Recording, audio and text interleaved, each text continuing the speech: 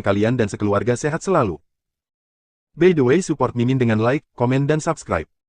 Bab 291. Howard memulai dari pertama kali bertemu David di Fuller Golden Sands Entertainment Center di River City bersama Zachary dan berakhir saat David mencarinya. Kemarin. Kamu sangat bodoh. Siapa yang meminta Anda untuk terlibat dalam pertarungan di antara mereka? Anda bahkan tidak tahu siapa orang lain itu. Apakah Anda ingin mati begitu buruk? Aku tahu kamu mencoba mengandalkan Queen, tapi pernahkah kamu berpikir apakah keluarga kita mampu memprovokasi lawan Queen? Keluarga kami di ibu kota hanya dapat dianggap sebagai keluarga kelas 3, tetapi sekarang setelah pewaris keluarga Queen, keluarga kelas 1, telah meninggal, mereka hanya dapat menanggungnya sendiri dan bahkan tidak berani membuatnya publik. Bukankah itu seperti menghancurkan seekor semut jika orang lain itu ingin membunuhmu?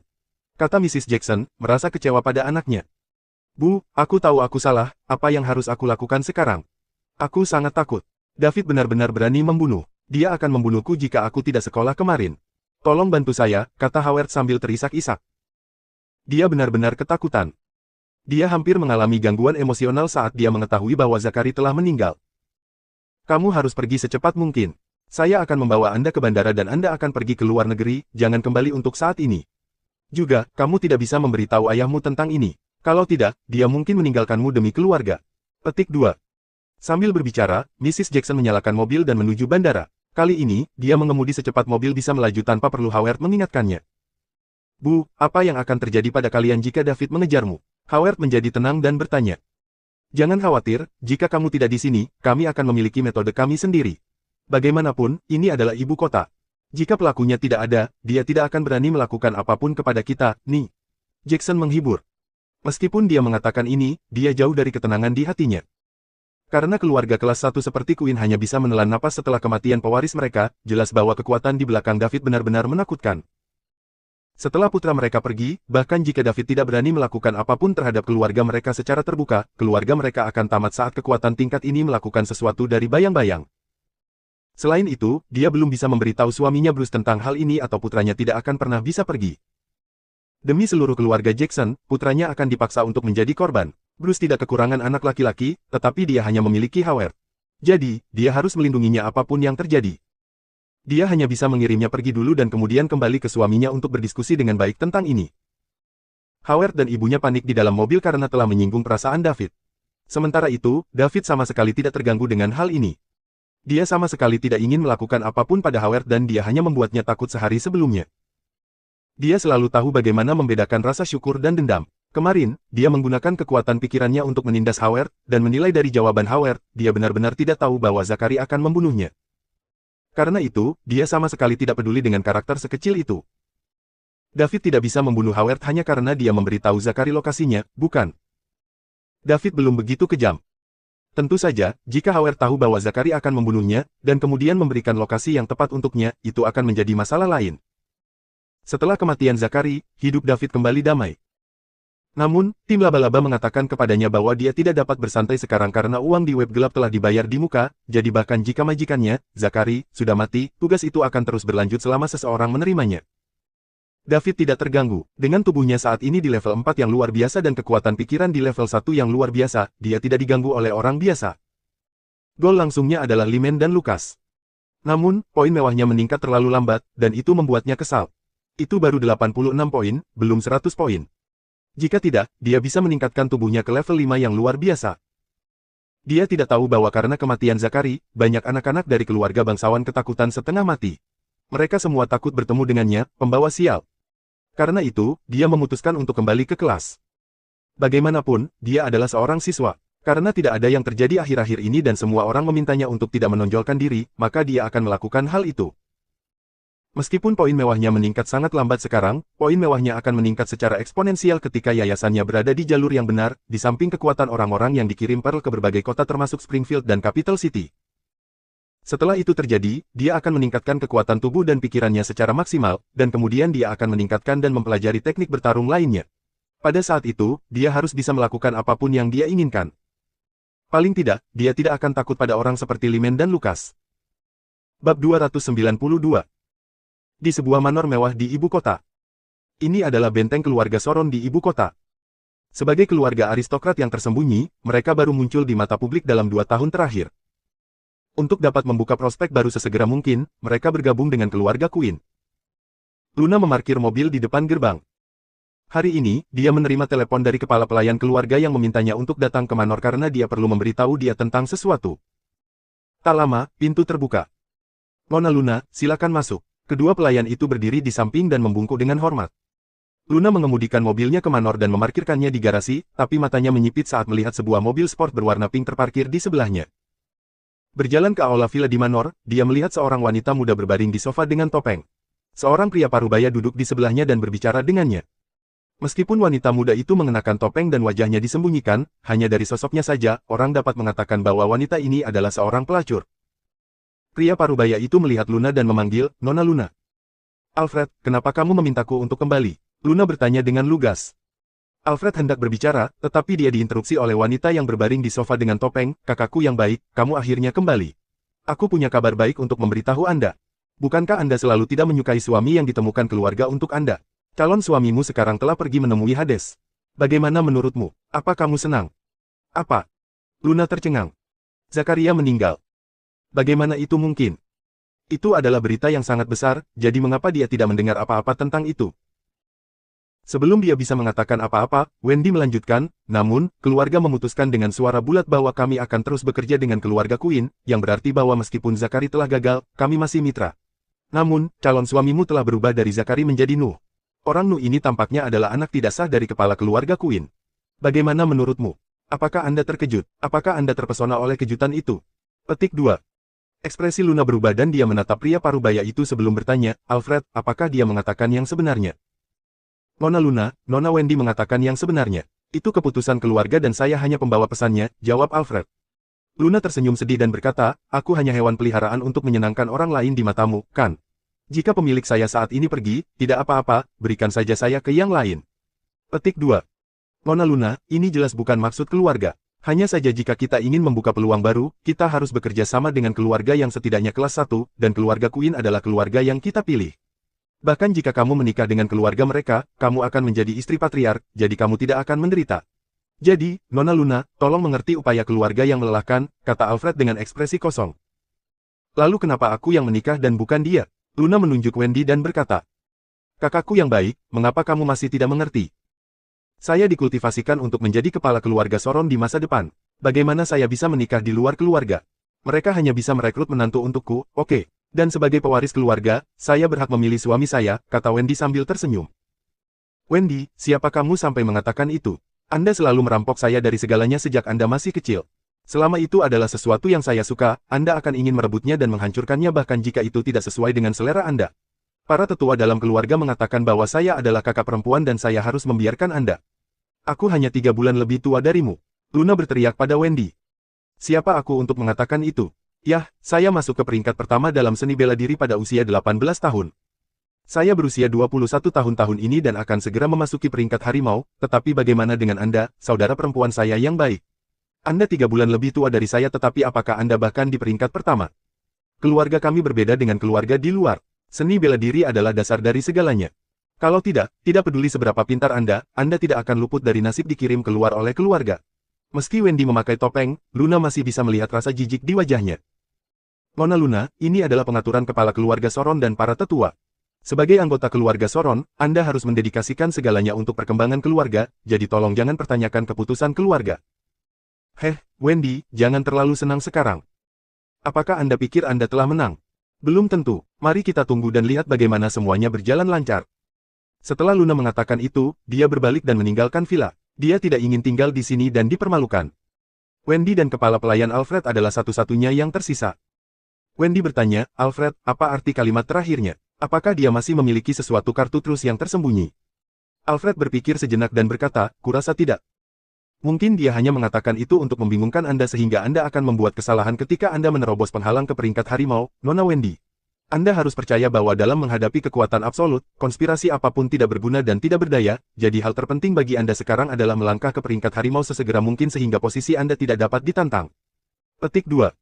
Aku mengerti, kata Wendy dan naik ke atas. Luna sedang mengemudi di jalan. Air mata mengalir di wajahnya tanpa sadar. Zakaria sudah mati. Dan dia harus menikahi pewaris baru keluarga Queen, Noah. Jika Nuh meninggal, dia akan terus menikahi pewaris keluarga Queen berikutnya. Ini adalah nasibnya. Nasib yang tak terhindarkan. Siapa yang memintanya dilahirkan dalam keluarga bangsawan tersembunyi seperti keluarga Soron? Jika dia punya pilihan, dia lebih suka dilahirkan dalam keluarga biasa dan menjalani kehidupan orang biasa. Sayangnya, tidak ada peluang seperti itu di dunia ini. Tidak, dia tidak mau keluarganya membuat setiap keputusan untuknya seperti ini selama sisa hidupnya. Dia harus menemukan cara untuk bertarung. Sekarang dia hanya memiliki satu kartu truf yang tersisa, dan itu juga satu-satunya kesempatannya untuk melarikan diri dari nasibnya. Ini adalah janji David. Selama David bersedia membantunya, dia akan dapat melarikan diri dari kendali keluarga Soron. Kekuatan yang David tunjukkan terakhir kali padanya terlalu besar dan itu pasti milik setidaknya seorang Tiger Ranker. Apalagi dia mungkin hanya seorang Tiger Ranker pemula. Dia merasakan tekanan yang sama dari tetua keluarga, yang merupakan puncak Tiger Ranker. Kekuatan puncak Tiger Ranker. Berapa umur Daud? Dia seusia dengannya, yang berarti dia seusia dengan Wendy. Namun, kekuatan mereka terpisah dari dunia. Jika Wendy bisa dibudidayakan sebagai pewaris keluarga Soron, bagaimana dengan David? Dia masih sangat muda dan dia sudah memiliki kekuatan yang begitu kuat. Orang hanya bisa membayangkan kekuatan keluarganya di belakangnya. Namun, masalahnya saat ini adalah dia hanya satu universitas dengan David, tetapi ini tidak cukup untuk membuat David mendukungnya sepenuhnya. Saat ini, dia harus memikirkan cara untuk lebih dekat dengan David dan membuatnya membantunya. Ini adalah satu-satunya kesempatannya. Bab 293. David kembali ke sekolah untuk melanjutkan kelasnya. Dia bersiap untuk tidak menonjolkan diri selama beberapa hari. Penampilannya pun menarik perhatian teman-teman sekelasnya. Bagaimanapun, dia adalah pacar Celia yang dikabarkan, gadis tercantik di kampus. Di Greenwood University, siapapun yang berhubungan dengan para dewi bisa dengan cepat menjadi terkenal. Dua orang menatap David hampir sepanjang pagi. Salah satunya adalah Amelia, yang penuh dendam saat ini. David jarang berbicara dengannya saat ini dan dia tidak tahu mengapa. Mungkinkah dia merasa bahwa dia adalah seseorang yang tidak memiliki harga diri karena dia menawarkan dirinya padanya terakhir kali? Mungkin. Apa yang harus dia lakukan? Dia tidak pernah melakukan hal itu dengan laki-laki manapun sebelumnya, dan dia masih perawan, oke. Namun, dia tidak bisa mengatakan itu padanya. Betapa menyebalkannya. Dia dulu bertanya-tanya bagaimana dia bisa berjalan di antara anak laki-laki setiap hari tanpa dimanfaatkan. Sekarang, dia bertanya-tanya bagaimana memberikan dirinya kepada pria itu. Amelia masih percaya diri dengan asetnya, dan ini dikonfirmasi dengan tatapan semua anak laki-laki yang menatapnya. Setiap kali mereka memandangnya, sepertinya mereka sangat ingin menelannya utuh. Tentu saja, ini tidak termasuk David. Dia belum pernah mendeteksi kecabulan di mata David sebelumnya. Namun, itu juga tidak benar. Jika dia mengalami kesulitan dalam aspek itu, bagaimana dia bisa terlibat dengan orang Celia itu? Orang lain, tentu saja, adalah Luna, yang bertanya-tanya bagaimana dia bisa membuat David membantunya. Meskipun David masih berutang janji padanya, David juga mengatakan bahwa itu akan tergantung pada suasana hatinya apakah dia akan memenuhi janji ini atau tidak. Dia tidak bisa membiarkan ini terjadi. Dia harus membuat David membantunya dengan sukarela. Jika itu masalahnya, dia perlu memberi David kesan yang baik tentang dirinya. Apa keuntungannya? Dia adalah seorang wanita. Dia juga harus dianggap sebagai wanita yang cukup menawan, bukan? Namun, Luna mengangkat kepalanya untuk melihat Amelia. Pada titik ini, dia berpikir bahwa David mungkin tidak tertarik dengan ini. Jika tidak, mengapa dia menolak wanita luar biasa cantik seperti Amelia? Jika dia tidak tertarik pada wanita, maka dia harus menargetkannya dalam aspek lain. Namun, bagaimana dia harus mendapatkan perhatian dari seseorang dengan latar belakang dan juga sangat terampil seperti David dan kemudian memberinya kesan yang baik tentang dirinya? Dia sepertinya tidak kekurangan apa-apa, kan? Ini sangat sulit. Namun, ketika dia memikirkan wajah arogan Wendy, dia tahu dia tidak bisa menyerah begitu saja.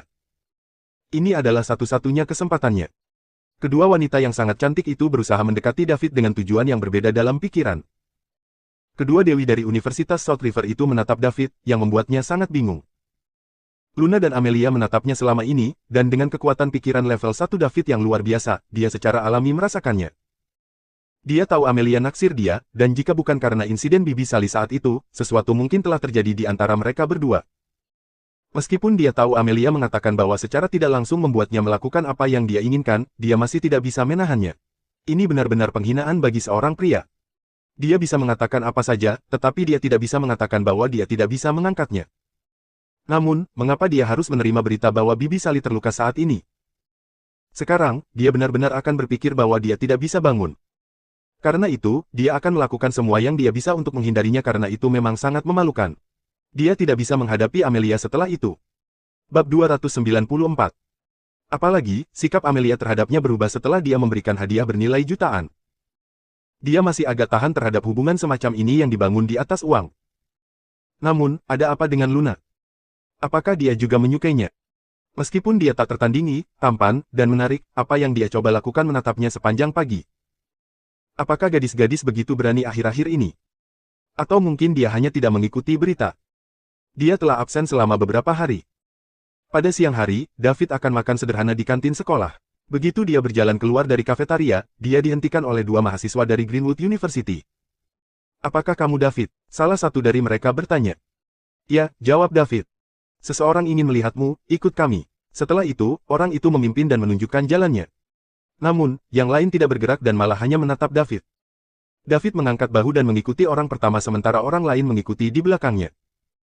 Dia agak bingung, dia tidak mengenal siapapun di Universitas Greenwood, dan melihat postur pihak lain, mereka jelas tidak datang dengan damai, tetapi dia masih memutuskan untuk mengikuti mereka untuk melihat apa yang sedang terjadi.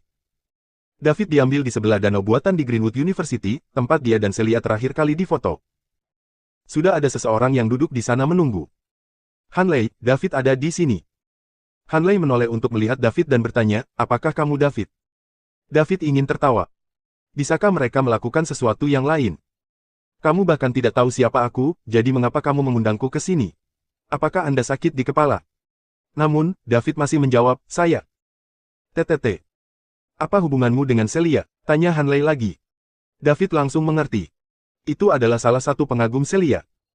Benar, dengan kondisi Celia, dia akan menonjol kemanapun dia pergi. Dia pasti terlihat saat terakhir kali Celia mengajaknya berkeliling Universitas Greenwood. Beginilah keadaan universitas sekarang, terlalu banyak orang suka bergosip, dan bahkan hal terkecil pun bisa menjadi viral. Bahkan Greenwood University, universitas top dunia, tidak terkecuali dalam hal ini. Apakah aku harus memberitahumu tentang hubunganku dengan Celia? David bertanya secara retoris. Celia adalah Dewi Universitas Greenwood, dan dia bukanlah seseorang yang bisa kau cemarkan. Anda sebaiknya kembali ke tempat asal Anda dan menyelesaikan tugas Anda sebagai siswa pertukaran dengan tenang. Kemudian, ketika saatnya, kembali ke Universitas South River dengan tenang, jika tidak. Sebaliknya. Kalau tidak, kamu tidak akan bisa menyelesaikan studi atau lulus. Bagaimana Anda akan menjelaskan hal ini kepada keluarga Anda? Benar, lagi pula, tidak mudah untuk pergi ke universitas, ancam Hanley. Oh, apakah Anda juga seorang rektor? Apakah Anda juga memiliki kekuatan untuk mengecewakan seorang siswa? David bercanda. David, jangan coba-coba bercanda. Saya mengundang Anda ke sini kali ini untuk memberi Anda kesempatan. Jangan salahkan aku karena tidak sopan lain kali. Cincin cincin cincin. Cincin cincin cincin. David hendak berbicara ketika telepon di sakunya berdering. Ketika dia melihatnya, itu dari Celia. Halo, David, kamu di mana? Aku perlu melihatmu. Setelah dia menekan tombol jawab, dia mendengar suara Celia. Aku di tepi danau buatan, jawab David. Aku akan segera ke sana. Beri aku waktu sebentar. Celia menutup telepon setelah dia mengatakan itu. Pada saat ini, Hanley berkata, David, pikirkanlah. Saya harap Anda tidak akan membuat kesalahan. Jika tidak, saya tidak akan berbicara dengan baik kepada Anda lain kali. Jika Anda tidak tahu siapa saya, Anda dapat bertanya kepada teman sekelas dari kelas sementaramu. Dia pikir dia telah merendahkan dirinya untuk mencari David. Jika David masih menolak untuk bersikap bijaksana, maka dia tidak bisa menyalahkan Hanley karena bertingkah. Di ibu kota, Hanley memiliki 10.000 cara untuk menghancurkan David. Bab 295. Hanley berbalik untuk pergi, tetapi sebelum dia pergi jauh, dia melihat sosok berbaju putih mendekat. Celia. Sosok ini telah muncul dalam mimpinya beberapa kali sebelumnya. Dia sangat bersemangat, dan dia ingin menyapa, tetapi Celia mengabaikannya dan berjalan melewatinya sebelum pergi langsung ke David. David, ada yang ingin kukatakan padamu, kata Celia malu-malu, berdiri di depan David. Apa masalahnya? Tanya David. Celia memandang David dan kemudian Hanley dan gengnya, yang tidak jauh, sebelum berkata dengan malu-malu, bisakah kita bicara di tempat lain saja? David juga melihat wajah Hanley yang hampir terdistorsi dan berkata, ayo pergi. Lalu, dia pergi duluan. Celia mengikuti David, dan keduanya berjalan ke tempat kosong. Celia mengumpulkan keberaniannya dan berkata, David, aku ingin mengundangmu ke rumahku. Terakhir kali Anda menyelamatkan saya, ayah saya sibuk dengan pekerjaan dan tidak punya waktu untuk berterima kasih. Sekarang setelah mereka mendengar bahwa Anda berada di ibu kota, mereka ingin mengundang makan malam untuk mengucapkan terima kasih. Petik 2. Setelah Celia selesai berbicara, dia menatap David dengan gugup, karena takut dia akan menolak.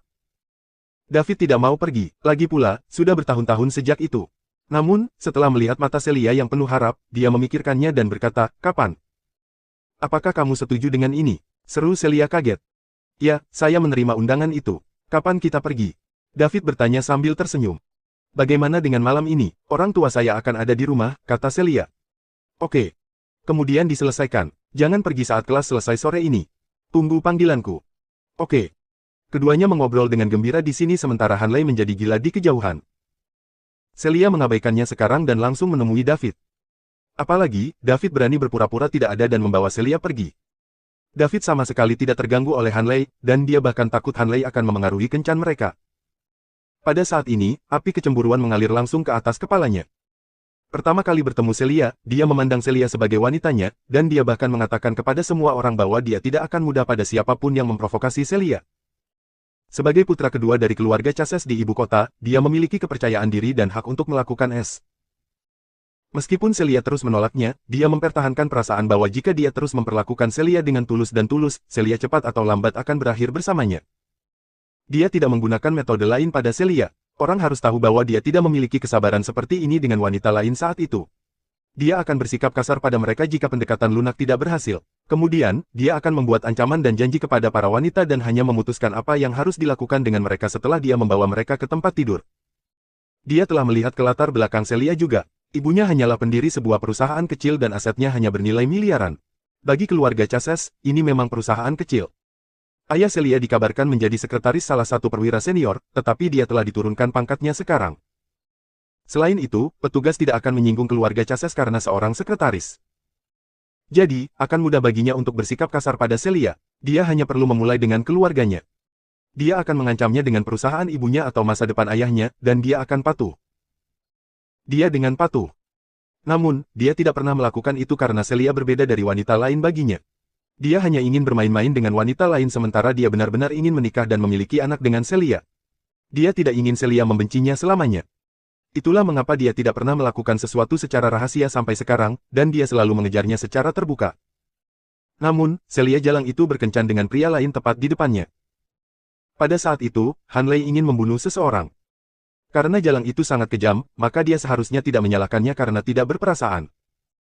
Dia harus mendapatkan Celia bagaimanapun caranya. Dia tidak akan keberatan bahkan jika Celia membencinya selamanya. Oleh karena itu, dia harus mulai dengan keluarganya dan kemudian dia akan memaksa Celia untuk mematuhinya. Dengan kekuatan keluarga Chases, akan mudah untuk berurusan dengan perusahaan kecil dengan aset hanya miliaran. "Celia, tunggu saja, aku akan membuatmu telanjang dan memohon padaku untuk tidur denganmu," gumam Hanley dalam hatinya. Pada saat ini, Hanley telah benar-benar mengungkapkan sifat aslinya. Dia akan melakukan apa saja untuk mencapai tujuannya. Saat itu, meskipun Celia tidak menerimanya, dia tidak pernah menerima pria lain, jadi Hanley masih baik-baik saja dengan itu. Namun, Celia telah menerima pria lain, dan dia tidak tahan dengan ini. Dia tidak hanya ingin Celia naik ke tempat tidurnya dengan patuh, dia juga ingin David menyesali ini seumur hidupnya.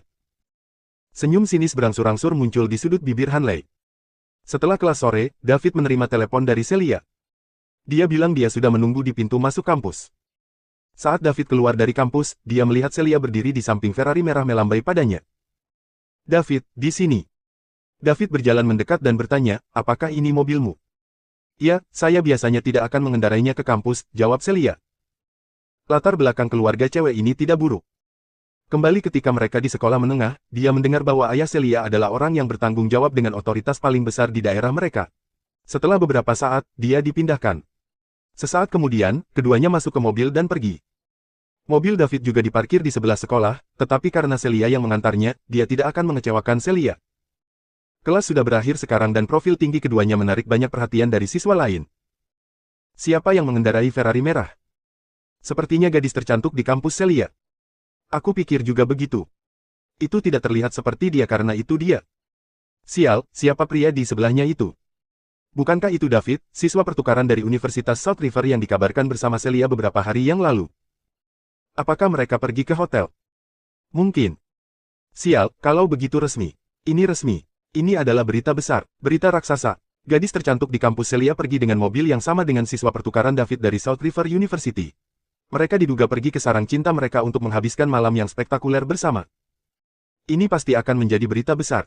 Bukankah wanita Celia Hanley? Tidak, Celia tidak pernah mengakuinya. David adalah pacar resmi Celia. Berita ini dengan cepat menyebar di situs web universitas menggunakan ponsel seseorang. Itu langsung menjadi viral. Judulnya adalah, gadis tercantik di kampus Celia dan pacarnya, David, ditinggalkan di mobil sport merah yang sama dan diduga mereka akan kembali ke sarang cinta mereka untuk menghabiskan malam yang spektakuler bersama. Bahkan ada foto yang dilampirkan. Ini bahkan lebih eksplosif daripada berita terakhir dan efeknya bahkan lebih dramatis. Hanley hendak meninggalkan kampus ketika teleponnya berdering. Itu dari sahabatnya, Ezra McGuire. Hanley, apakah kamu melihat situs web universitas? Tanya Ezra. Tidak, memangnya kenapa? Tanya Hanley. Pergi lihat. Apa yang telah terjadi? Kamu akan tahu ketika kamu melihat. Baiklah, aku akan menutup telepon sekarang. Bab 296. Hanley menutup telepon dengan Ezra. Kemudian, dia masuk ke situs Greenwood University di mana hal pertama yang dia lihat adalah gelar besar. Gadis tercantik di kampus Celia dan pacarnya David pergi dengan mobil sport merah yang sama dan diduga mereka akan kembali ke sarang cinta mereka untuk menghabiskan malam yang spektakuler bersama. Hanley dengan cepat membukanya dan melihat beberapa gambar. Mereka semua dalam definisi tinggi dan dia bisa melihat keduanya dengan jelas. Itu memang Celia dan David. Keduanya pergi dengan mobil sport merah bersama-sama. Ledakan. Hanley merasa seperti disambar petir. David. Celia. Beraninya mereka. Tidak, Celia adalah istrinya, jadi dia tidak akan membiarkan mereka melakukan ini. Hanley meletakkan ponselnya dan dengan cepat berjalan keluar dari kampus. Dia ingin menghentikan Celia dan David. Sepanjang jalan, Hanley merasa bahwa semua teman sekelasnya sedang menatapnya dengan ekspresi mengejek di wajah mereka. Mereka sepertinya berkata, lihat, bukankah itu Hanley? Dia bahkan secara terbuka mengumumkan bahwa Celia adalah wanitanya dan dia akan mengacau siapapun yang mengacaukannya. Sekarang Celia pergi ke hotel dengan pria lain, dia masih dirahasiakan. Bukankah dia menamparkan wajahnya sendiri? Ekspresi Hanley berubah tidak menyenangkan. Kemarahan di hatinya juga semakin kuat. Dia meninggalkan kampus dengan cepat. Dia takut jika dia tinggal di kampus selama 1 menit lagi, dia tidak akan bisa menahan diri untuk melumpuhkan semua orang yang mengawasinya. Setelah meninggalkan sekolah dan duduk di mobilnya, Hanley menjadi tenang, mengeluarkan ponselnya, dan menelepon. Ada apa? Suara seorang pria datang dari telepon. Hank, aku ingin mengerahkan kekuatan keluarga, kata Hanley. Kakak Hanley, Hank, sedang meneleponnya. Dia adalah putra tertua dari keluarga Chases di ibu kota dan juga salah satu dari 8 petarung hebat dari fraksi T. Omong kosong macam apa yang kamu coba lakukan? Biarkan saya memberitahu Anda, ibu kota belum terlalu aman baru-baru ini. Anda sebaiknya menonton sendiri. Apakah Anda tidak melihat bahwa saya belum keluar dalam 2 hari terakhir? Hank, aku telah mengejar seorang wanita selama 3 tahun dan dia pergi berkencan dengan pria lain hari ini. Apakah Anda pikir saya bisa membiarkannya terjadi begitu saja? Ini bukan hanya tamparan di wajah, ini juga tamparan di wajah keluarga Chases. Kata Hanley, api berkobar di dadanya. Dasar bajingan, kamu hanya memikirkan wanita. Tidak bisakah kamu memikirkan hal lain? Itu hanya seorang wanita. Kamu sudah dewasa sekarang, jadi bisakah kamu tumbuh dewasa? Petik 2. Saya tidak peduli. Mereka berani menamparkan wajah saya dan mereka berani menamparkan wajah keluarga kami, jadi saya tidak bisa membiarkan mereka menjalani hidup mereka dengan damai. Apakah kamu tahu latar belakang orang lain? Hank bertanya setelah terdiam beberapa saat. Ya. Gadis itu adalah teman sekelas saya di universitas dan saya telah melihat latar belakang keluarganya sejak lama. Itu hanya perusahaan kecil yang bernilai beberapa miliar. Bukan apa-apa bagi keluarga Chases, kata Hanley dengan penuh semangat. Dia tahu saudaranya telah setuju sejak dia menanyakan hal ini. Aku akan menelepon Elmer nanti untuk memintanya membantumu, kata Hank. Terima kasih, Kak. Tapi Anda sebaiknya tetap low profile. Baru-baru ini, semua orang di keluarga bangsawan utama ibu kota berada dalam bahaya. Jangan main-main dengan orang yang tidak Anda ketahui latar belakangnya. Jika Anda gagal melakukan ini, tidak apa-apa jika Anda mati tetapi jangan menyeret keluarga ke dalam ini, Hank memperingatkan pada akhirnya. Jangan khawatir, Bang, saya tahu apa yang saya lakukan. Kali ini saya sangat jelas tentang detail pihak lain. Petik 2. Bagus. Hanley menutup telepon dan sedikit bersemangat. Celia, David, tunggu saja. Karena saudaranya telah setuju, itu berarti bahwa ini pada dasarnya dilakukan. Lagi pula, berurusan dengan perusahaan multimiliar dolar lebih mudah diucapkan daripada dilakukan. Ditambah lagi, ayah Celia masih memiliki beberapa koneksi. Namun, saudara laki-lakinya mulai perlahan-lahan mengambil alih urusan keluarga. Dia dianggap setengah kepala keluarga sekarang dan dapat memobilisasi sebagian besar kekuatan keluarga. Adapun ayahnya, dia hanyalah orang kaya yang hanya tahu cara makan, minum, dan bersenang-senang. Sekarang, kepala keluarga Chases masih kakeknya, Joseph Chases. Namun, pada saat ini, dia ingat apa yang diperingatkan oleh saudaranya pada akhirnya. Bab 297. Baru-baru ini, anak-anak dari keluarga bangsawan di ibu kota sedikit gugup. Ada jauh lebih sedikit pertemuan yang terjadi sekarang. Saat itu, semua orang akan mulai balapan di jalanan pada pukul 2 atau 3 pagi, tapi sekarang, tidak ada seorang pun yang terlihat. Mereka mendengar bahwa seseorang yang sangat kuat ada di sini di ibu kota. Zakari dari keluarga Queen menyinggung perasaannya, jadi sekarang dia sudah mati. Namun, keluarga Queen bahkan tidak berani mengatakan apa-apa dan mereka hanya mengklaim bahwa Zakari meninggal karena sakit mendadak dan mengubah ahli warisnya. Dia baru datang ke ibu kota baru-baru ini. David juga baru-baru ini datang ke ibu kota. Apakah mereka orang yang sama? Mustahil. Mustahil. Hanley dengan cepat menggelengkan kepalanya. David hanyalah seorang mahasiswa pertukaran dari South River University. Bagaimana dia bisa memiliki kekuatan untuk membunuh Zakari dan membuat semua anak dari keluarga bangsawan di ibu kota gemetar ketakutan? Haruskah aku memeriksa David? Ketika Hanley memikirkan hal ini, teleponnya berdering di sakunya. Itu dari Elmer. Halo, Elmer. Tan, Hanley, Tuan Heng baru saja menyuruhku bekerja sama denganmu. Apa yang Anda perlu saya lakukan? Tanya Elmer. Elmer, lihat perusahaan bernama Beautylist Group. Mereka terutama menjual riasan. Cobalah untuk menjebak mereka dalam rantai modal yang rusak, jenis yang akan membuat mereka bangkrut setiap saat. Benar, beritahu mereka bahwa keluarga Chases yang melakukan ini dan buat mereka datang kepadaku untuk memohon belas kasihan. Baiklah, Tuan Hanley. Itu dilakukan. Setelah Hanley berbicara dengan Elmer di telepon, dia merasa jauh lebih baik. Celia akan segera datang kepadanya dan saat itu, dia akan memintanya untuk melepas pakaiannya satu persatu dan memohon belas kasihan padanya. Sialan kamu jalang yang mengerikan. Anda menyia-nyiakan 3 tahun hidup saya, jadi tunggu saja sampai saya mendapatkan Anda. Saat ini, Hanley sangat bersemangat. Dia akhirnya akan mendapatkan wanita yang telah dia kejar selama 3 tahun. Meskipun dia tidak ingin membuatnya melalui proses ini, itu masih cukup untuk membuatnya merasa senang. Dia lupa bahwa dia akan melihat David. Bahkan, jika dia hanya mengikuti David berkeliling, dia akan menemukan bahwa David sedikit tidak biasa. Seorang mahasiswa yang tinggal di Hotel Bintang 10 setiap hari. Sesuatu jelas tidak benar. Jika dia terus menggali, dia akan bisa mengungkap banyak urusan David. Jika dia melakukan ini, dia tidak akan mengambil keputusan dengan tergesa-gesa. Setidaknya, dia akan menanyakan pendapat saudaranya Hank. Meskipun semuanya sudah diatur, itu akan memakan waktu untuk melihat efek dari rencananya. Sekarang, dia perlu mencari tahu apa yang dilakukan David dan Celia. Jika mereka benar-benar pergi ke hotel, dia akan menemukan kesempatan untuk mengganggu mereka. Dia tidak bisa membiarkan David melakukan pukulan pertama. Setelah memikirkannya, Hanley menelepon sahabatnya, Ezra. Keluarga Ezra memiliki hubungan yang kuat dengan orang-orang dalam pengawasan lalu lintas. Jadi, dia seharusnya bisa dengan mudah mengetahui kemana Celia pergi. Setelah telepon tersambung, Hanley berkata, Ezra, cari tahu kemana Celia dan David mencariku. Aku ingin tahu lokasi tepatnya mereka sekarang. Aku tahu kamu ingin menemukan mereka. Aku akan meneleponmu karena aku sudah menemukannya. Mereka pergi ke Taman Villa di distrik barat. Kurasa mereka akan kembali ke rumah Celia, kata Ezra. Kau yang paling mengenalku. Terima kasih, Bung. Aku akan mencarimu ketika aku punya waktu. Brengsek. Celia jalang itu membawa pulang David. Apakah ini berarti orang tuanya telah menyetujui mereka tinggal bersama? Apa yang harus saya lakukan? Aku tidak bisa menerobos masuk ke rumahnya, kan? Haruskah aku membiarkan mereka menjadi manis satu sama lain? Mustahil. Ini masih awal. Aku akan menunggu beberapa jam. Jam 10. Jika David masih belum keluar pada jam 10, saya akan memikirkan cara untuk mengganggu mereka apapun yang terjadi. Tidak, jam 10 sudah terlambat. Mereka harus selesai dengan apapun yang ingin mereka lakukan saat itu. Pukul 9. Itu juga agak terlambat. 8. Oke, saya akan melakukannya jam 8. Bab 298. Celia mengantar David keluar kampus dan masuk ke Taman Villa yang tenang 20 menit kemudian. Mobil perlahan-lahan melambat, jadi itu berarti mereka mendekati tujuan mereka. David, jangan gugup. Orang tua saya sebenarnya sangat baik, kata Celia kepada David sambil menyetir. David sedikit terhibur. Gadis ini jelas yang gugup, tetapi pada gilirannya, dia berpura-pura gugup. Aku baik-baik saja, aku tidak gugup, jawab David sambil tersenyum.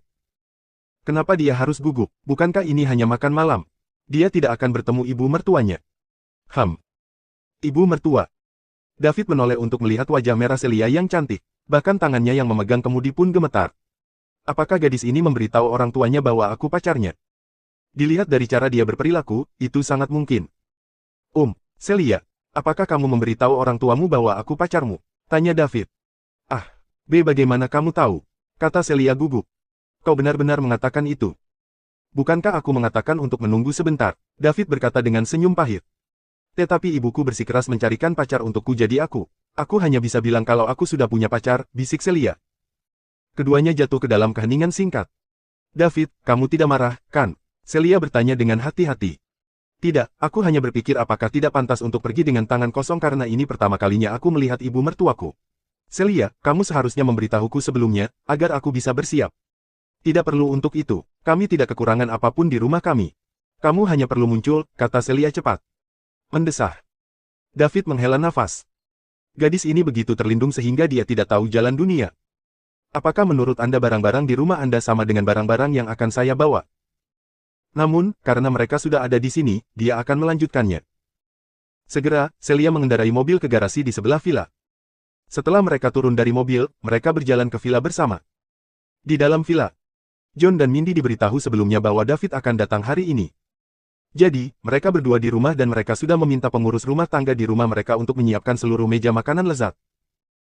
Meskipun Mindy diyakinkan oleh John dan siap untuk menjadikan David menantunya yang tinggal, ketika dia memikirkan putri berbakat yang dia besarkan dengan begitu banyak darah, keringat, dan air mata yang diambil oleh seorang anak miskin dari keluarga pedesaan, dia merasa sangat tidak nyaman. Namun, David memang menyelamatkan putrinya sehingga dia setidaknya harus menunjukkan beberapa etiket jika perlu. Bu, ayah, aku kembali. Celia memanggil begitu dia melangkah melewati pintu. John dan Mindy menoleh untuk melihat ke atas dan mereka melihat putri mereka dengan seorang pemuda berjalan dari luar. Ketika mereka melihat David, mata mereka berbinar. Anak ini tidak buruk. Dia tampak energi dan dia juga cukup tampan.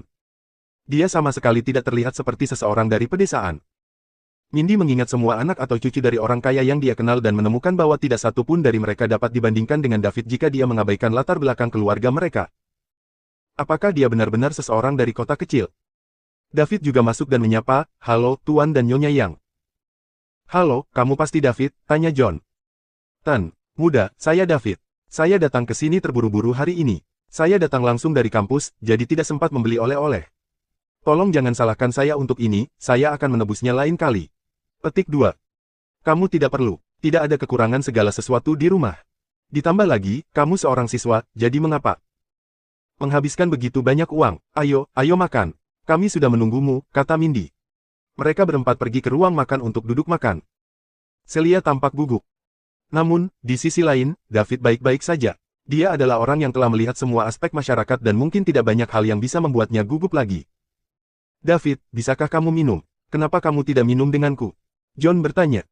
"Minuman seharusnya baik-baik saja," jawab David. "Celia, ambilkan sebotol minuman kerasku," kata John kepada Celia. "Oke." Celia pergi untuk mengambil minuman keras, membukanya, dan menuangkan John dan David masing-masing segelas. "David, ayo, aku ingin bersulang untukmu. Aku ingin berterima kasih karena telah menyelamatkan Celia saat itu. Kalau tidak, saya dan istri saya tidak akan tahu bagaimana menjalani sisa hidup kami," kata John kepada David sambil mengangkat gelasnya. "Tan, Yang, kamu sangat sopan padaku. Inilah yang seharusnya saya lakukan. Jika aku tidak ada, Celia juga akan diselamatkan oleh orang lain." Keduanya mengobrol sambil minum dengan santai. Setelah 3 putaran minuman, Mindy mengatakan sesuatu ketika dia pikir sudah waktunya. "David, saya dengar kamu kuliah di SRU," tanya Mindy. "Ya, Nyonya Yang," jawab David. "Apa jurusanmu?" "Ekonomi manajemen." "Itu benar. Bagaimana Falconianmu?" B+3 Go Fall. Mindy mengatakan sesuatu dalam bahasa Falconian, menunggu tanggapan David. Karena dia berada di industri rias, dia harus sering bekerja di Falconia. Oleh karena itu, Falconian sangat penting baginya. Jika David tidak mengenal Falconian, bagaimana dia akan menyerahkan perusahaannya kepadanya tanpa khawatir? Karena itu, dia menguji David. Meskipun David mengenal Falconian, dia tidak cukup baik untuk dapat berbicara dengan lancar. Namun, dia tidak bisa menjatuhkan bola sekarang. Dia dengan cepat menambahkan Falconian ke kolom skillnya. Untungnya, itu adalah keterampilan normal, jadi dia bisa menggunakan poinnya yang mewah untuk menjadi ahli dalam Falconian. Setelah menghabiskan 10 poin boros untuk menjadi ahli dalam Falconian, otak David mulai mendapatkan banyak pengetahuan tentang bahasa tersebut. Dia juga bisa mengerti apa yang dikatakan Mindy barusan. Jadi, dia menjawab, Kovo. Petik 2. Mindy, LW ***. David, lebih besar dari garis bawah kurang dari O**10**. Keduanya berbincang sebentar. Mindy merasa puas. Falconian milik David tidak buruk, dan setidaknya, tidak lebih buruk dari miliknya. Ini sudah cukup baginya. Ketika dia mengambil alih perusahaannya, dia tidak akan kesulitan berkomunikasi dengan klien ibu kota. Dalam bahasa lama Falconian, David, pernahkah kamu berpikir untuk bekerja di ibu kota setelah kamu lulus? Tanya Mindy. Sebagai kota metropolitan internasional, ada banyak peluang di ibu kota, jadi tentu saja saya sudah memikirkannya, jawab David. Dia perlu menghabiskan banyak uang untuk mendapatkan lebih banyak poin mewah. Oleh karena itu, dia secara alami tidak akan menyerah pada kota metropolitan internasional seperti ibu kota. Bab 299. Mereka semua sangat senang dengan makanan ini. Ini terutama berlaku untuk John dan istrinya. John awalnya tidak keberatan dengan David, tetapi setelah melihat bahwa David sangat baik, dia secara alami sangat senang dan minum beberapa gelas lagi saat dia melakukannya. Di sisi lain, pendapat asli Mindy tentang David menghilang saat dia mengenal David. Selain latar belakangnya, penampilan, perangai, ucapan, perilaku, dan pengetahuan David jauh lebih baik daripada anak-anak atau cucu-cucu dari keluarga kaya yang dikenalnya. Jika David dipupuk dan dipupuk, dia pasti akan mampu berdiri sendiri dan menjadi talenta yang luar biasa. Setelah makan, mereka duduk di ruang tamu dan mengobrol. David, siapa lagi yang ada di keluargamu? Tanya Mindy. Dia sekarang sama sekali tidak keberatan dengan hubungan antara David dan putrinya Celia, jadi dia ingin menanyakan tentang situasi keluarga David. Akan lebih baik jika David memiliki kakak laki-laki atau adik laki-laki sehingga keluarganya tidak menghentikannya datang ke ibu kota untuk menjadi menantu mereka. Namun, jika David adalah anak tunggal, ini mungkin sedikit rumit. Nyonya, muda, orang tua saya meninggal secara tak terduga ketika saya berusia 10 tahun. Saya telah tinggal bersama Bibi Sally dan Bibi Diana. Bagi saya, mereka adalah keluarga saya, jawab David. Orang tuanya telah meninggal. Mindy dan John saling memandang dan mereka bisa melihat keterkejutan di mata masing-masing. Orang tua David telah meninggal, jadi tidak ada yang akan menghentikannya menjadi menantu keluarga yang.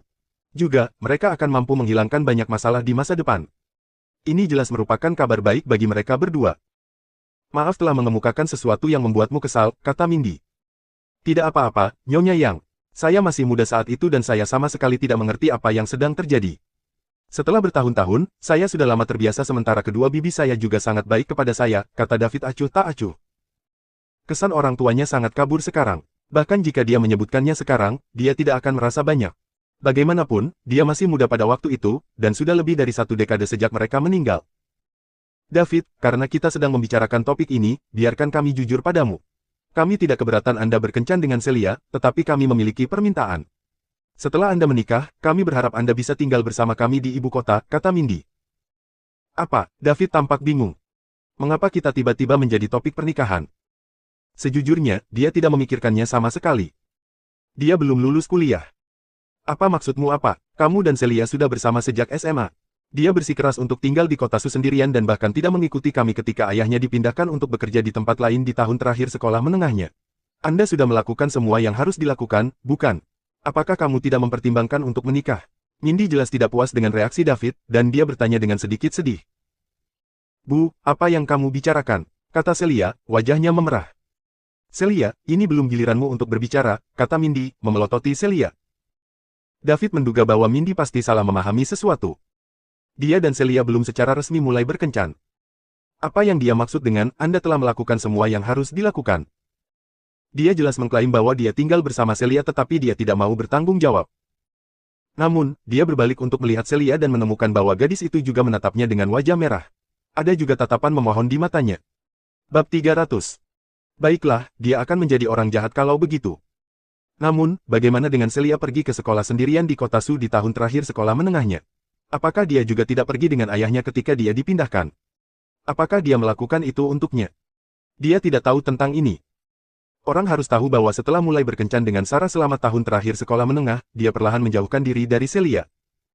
Itu karena Sarah sangat cemburu dan tidak mengizinkannya terlalu dekat dengan Celia. Itu sebabnya dia tidak tahu banyak tentang Celia. Sepertinya dia buta saat itu. Bagaimana dia bisa jatuh cinta pada Sarah dan mengabaikan Celia?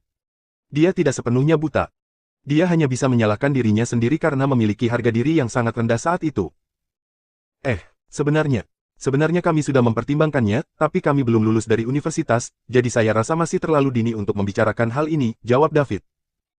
Lebih awal, Anda berada di tahun ketiga dan Anda akan lulus dalam setahun. Setelah lulus, Anda sudah bisa menikah. Ketika saatnya tiba, Anda berdua harus bergabung dengan perusahaan saya dan saya akan melatih Anda selama 2 tahun. Kemudian, saya akan perlahan-lahan menyerahkan perusahaan kepada Anda sehingga saya bisa pensiun. Kemudian, Anda dapat melahirkan seorang anak untuk saya urus sehingga saya dapat menggunakan sisa bakat saya dengan baik, kata Mindy. Bu, apa yang kamu bicarakan? Aku menyuruhmu diam. Bukankah aku mengatakan dengan tepat apa yang ada dalam pikiranmu? David telah melihat kekuatan Ibu Celia, tipikal wanita pengusaha yang mendominasi. Dia melirik John yang sudah terbiasa, lalu melirik Celia lagi.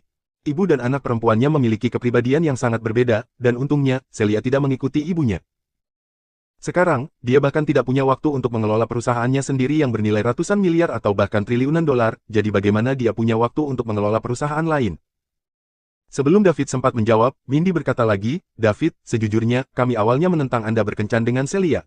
Meskipun keluarga kami tidak kaya, kami berhasil memiliki beberapa prestasi kecil setelah ayah Celia dan saya bekerja keras. Selain itu, kami juga belajar sedikit tentang situasi keluarga Anda melalui Celia tetapi berpikir Anda tidak layak untuk Celia. David setuju dengan ini. Di masa lalu, karena harga dirinya yang rendah, dia merasa bahwa dia tidak layak untuk Celia, jadi dia memilih untuk mengabaikan kebaikan Celia terhadapnya, dan akhirnya memilih Sarah yang lebih mirip dengannya. Pada akhirnya, dia tidak berharap Sarah juga memandang rendah dirinya. Sebaliknya, perasaan Celia padanya tidak pernah berubah sama sekali sampai sekarang. Mindy melanjutkan, kami memperkenalkan Celia kepada pria terbaik di antara anak-anak keluarga bangsawan, tetapi Celia tidak tertarik pada mereka, jadi mau bagaimana lagi, dia hanya memperhatikanmu. Kami hanya memiliki satu anak perempuan sehingga kami tidak bisa memaksanya untuk menikahi seseorang yang tidak disukainya dan membuatnya membenci kami selamanya, bukan? Jadi, saya harap Anda akan memperlakukan Celia dengan baik di masa depan dan tidak membiarkannya menderita keluhan apapun. Petik 2. Saya akan melakukannya, Nyonya Yang, kata David dengan sungguh-sungguh kepada Mindy. Kemudian, mereka berbicara lebih banyak setelah itu. Namun, Mindy adalah orang yang paling banyak berbicara sementara tiga lainnya mendengarkan. Kadang-kadang, David bisa mengatakan sesuatu sementara John dan Celia tidak pernah berhasil menyela. Karena sudah hampir waktunya, David hendak pergi. Tan, dan Nyonya Yang, maaf mengganggumu hari ini. Terima kasih atas keramahan Anda. Saya akan datang mengunjungi Anda lain kali ketika saya punya waktu. Selamat tinggal, kata David setelah berdiri. Sama-sama, David, kami akan segera menjadi keluarga. Celia, pergilah mengantar David keluar, kata John. Baiklah, ayah. Setelah Celia mengatakan itu, dia pergi bersama David. Bab 301. Setelah Celia dan David pergi, John bertanya kepada Mindy, bagaimana menurutmu? Tidak buruk, dia akan sempurna jika dia memiliki latar belakang keluarga yang lebih baik, kata Mindy. Kamu terlalu mendominasi, dan kamu suka membandingkan terlalu banyak, jadi itu sebabnya kamu sangat lelah. Bagaimana teman sekelas dan teman Anda menjalani hidup mereka adalah urusan mereka. Kita harus menjalani hidup kita sendiri, mengapa membandingkan dengan mereka? Saya pikir David sangat baik. Dia sangat cocok dengan Celia. Kamu mungkin bisa, tapi aku tidak bisa. Untuk apa orang hidup? Bukankah itu untuk wajah mereka? Saya hanya tidak tahan orang berbicara di belakang kami. Lagi pula, bukankah aku setuju mereka bersama? David pasti bisa melakukan hal-hal hebat jika Anda melatihnya dengan baik. Percayalah pada pandangan ke depan saya. Dia bahkan mungkin melampaui Anda ketika saatnya tiba. Kamulah yang mengkultivasinya, jadi kamu akan merasa bangga ketika kamu keluar juga, kan? Petik 2. Baiklah, kamu tidak perlu mengatakan apa-apa lagi. Saya tahu apa yang harus dilakukan. Karena saya setuju dengan mereka bersama, saya tidak akan memiliki pemikiran lain. Petik 2. Celia mengemudikan mobil sementara David duduk di kursi penumpang. David, maafkan aku. Saya tidak tahu ibu saya akan mengatakan hal-hal itu, kata Celia sedikit malu. Celia, seharusnya aku yang meminta maaf. Sebenarnya, saya tahu niat Anda dan saya tahu itu ketika saya masih di sekolah menengah, tetapi pada saat itu, saya memiliki harga diri yang sangat rendah dan saya sangat pengecut karena lingkungan tempat saya dibesarkan. Jadi, saya tidak berani menghadapinya dan saya juga tidak berani menerimanya. Aku tidak peduli tentang itu, kata Celia serius. Aku tahu kamu tidak, tapi aku tahu. Namun, jangan khawatir, saya bukan lagi orang yang sama seperti dulu. Saya akan menghadapinya dengan berani di masa depan. Baiklah, aku akan menunggumu. Celia mengantar David ke Greenwood University dan David turun dari mobil. Hati-hati di jalan, kata David pada Celia. Oke, aku mengerti. Selamat tinggal. Celia mengemudikan mobilnya pergi. Pada saat ini, Hanley juga menerima telepon dari Ezra. Ezra memberitahunya bahwa Celia telah mengirim David ke pintu masuk Universitas Greenwood dan sekarang sudah pergi. Keduanya seharusnya tidak memiliki kesempatan untuk melakukan apapun. Hanley menghela napas lega. Jika David tidak meninggalkan rumah Celia, dia akan benar-benar memikirkan alasan untuk menerobos masuk. Tampaknya Celia telah membawa David menemui orang tuanya. Tapi jadi apa? Celia, ketika perusahaan ibumu dan masa depan ayahmu ada di tanganku, aku ingin melihat apakah mereka masih akan setuju untuk membiarkanmu tinggal bersama David. Aku ingin melihat bagaimana kamu akan memilih kalau begitu. David masuk ke mobilnya dan pergi. Ketika dia sedang dalam perjalanan, dia menerima telepon. David, pasang earphone-mu. Suara serius Limen bisa terdengar dari telepon. Oke. David dengan cepat memasang satu lubang suara. Itu adalah lubang suara terenkripsi nirkabel khusus dari satuan tugas khusus. Biasanya, mereka akan memakainya ketika mereka sedang dalam misi. Saat dia memakai earphone, dia mendengar suara Limen lagi. David, kita memiliki keadaan darurat sekarang. Pergi ke distrik timur segera, saya sudah mengirim Anda lokasi yang tepat. Targetnya adalah pria parubaya berusia 40-an dan dia setengah jalan untuk menjadi Dragon Ranker di ranah seni bela diri. Dia saat ini memiliki sandera. 2 unit dari tim B sudah menuju, tetapi mereka menderita kerugian serius. Anda harus bergegas ke sana dengan cepat. Jika Anda dapat menangkap target hidup-hidup, lakukan itu, tetapi jika Anda tidak bisa, Anda harus membunuhnya di tempat, tapi Anda harus memastikan sandera aman. Diterima. David menginjak pedal gas dan mobil melaju ke lokasi sasaran. Ini adalah misi pertamanya dan dia harus melakukannya dengan baik. Identitas sandera itu jelas bukan orang biasa karena mereka mampu membuat Kapten Limen mengatakan menekankan keselamatan mereka 3 kali. Di dalam gedung yang sedang dibangun di distrik timur ibu kota. Bab 302. Seorang pria parubaya bermata satu sedang duduk di lantai sambil merokok. Terikat pada pilar di sebelahnya adalah seorang gadis cantik berusia 20-an sementara di depannya ada 7 hingga 8 anggota dari tim B Satgas Khusus. Pria parubaya itu menjadi incaran David kali ini dan namanya Alan Boyle, julukan One Eye Boyle. Dia adalah buronan yang melakukan banyak kejahatan. 10 tahun yang lalu, dia telah melakukan kejahatan besar di Summerland dan hanya berhasil melarikan diri setelah menyerahkan salah satu matanya. Dikatakan bahwa dia melarikan diri ke luar negeri tetapi dia tiba-tiba muncul di sini. Meskipun anggota tim B yang berada di lantai tidak mati, mereka semua terluka parah dan tidak bisa berdiri lagi. Jadi, mereka hanya bisa mengangkat kepala untuk menatap One Eye Boyle. Setelah One Eye Boyle selesai dengan rokoknya, dia berbicara. Saya tahu beberapa dari Anda masih bersembunyi. Jika Anda tidak keluar sekarang, saya akan memberi Anda pertunjukan langsung. Petik 2.